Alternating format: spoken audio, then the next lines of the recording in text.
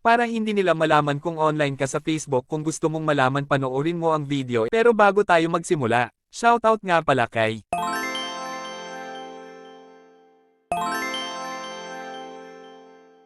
open ang Facebook app.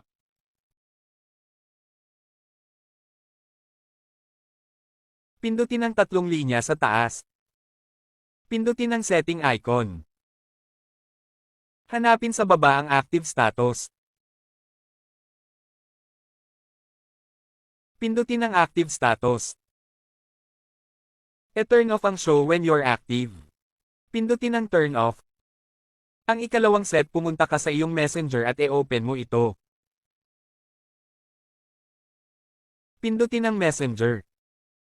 Pindutin ang tatlong linya sa taas. Pindutin ang setting. Piliin ang active status. E-turn off ang show when you're active. Piliin ang until change pagkatapos post. Disclaimer lang guys, kapag na-turn off mo ang active status, hindi mo rin makikita kung online sila. Kung nanonood ka ngayon, paki-comment naman kung taga saang lugar ka para malaman ko kung saan umabot ang video na ito at para ma-shoutout kita sa next video.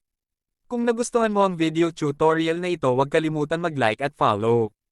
Thanks for watching.